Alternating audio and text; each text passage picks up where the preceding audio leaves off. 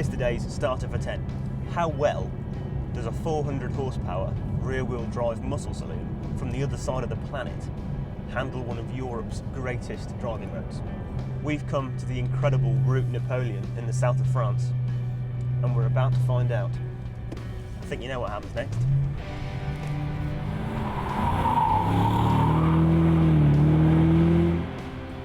And as if you haven't guessed what it is yet, it is of course the new Vauxhall VXR8. This is the second generation of the car. It's based on Holden's VE2 platform Commodore, and it's got the same 6.2 litre, 425 horsepower, small block Chevy V8 engine. The big difference is this time around, Vauxhall is going to sell two versions of the VXR8. The first one will be the familiar one, which is based on Holden's R8 Club Sport Commodore, and then there'll be this extra special version, which is based on a Commodore GTS. It'll cost you $49,995, but for that money, you get a proper Holden Special Vehicles interior, you get active magnetic ride control dampers, and you get launch control.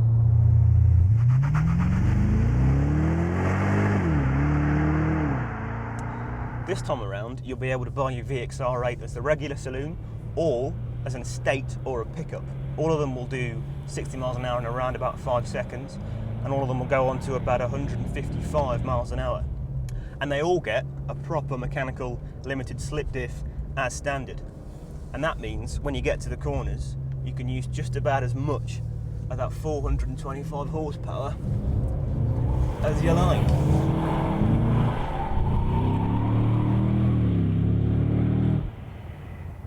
This little gizmo here is the VXR8's new party piece. It's called an Enhanced Driver Interface, or EDI for short. Basically, it's a very sophisticated drive computer that will tell you pretty much anything you could ever want to know about what's going on with the car at any given time. It can tell you real-time lap times if you're on the track.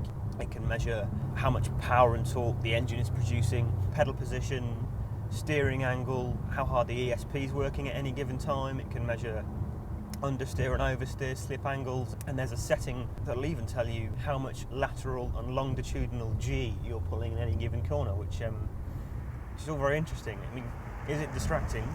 Yes, of course it is. But if you're into video games, you're going to absolutely love it. Vauxhall's right to talk this new VXR8 up. It's a much neater handling car, and with these new dampers and these slightly firmer springs, it's got much better body control and much more grip than the last car had.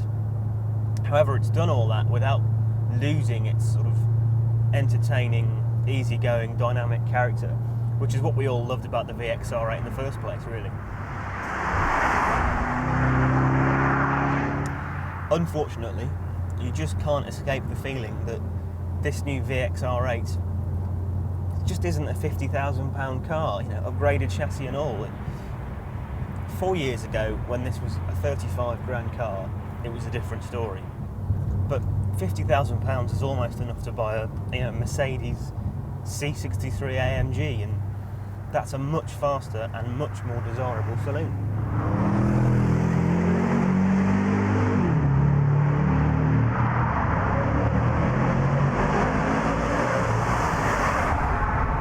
But there is hope for the Vauxhall VXR8. Alright, at £50,000, only 425 horsepower, it doesn't really make sense.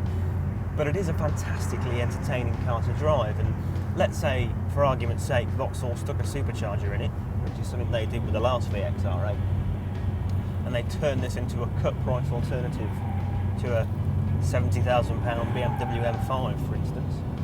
Well, with this chassis, I think that could be a powerfully interesting prospect.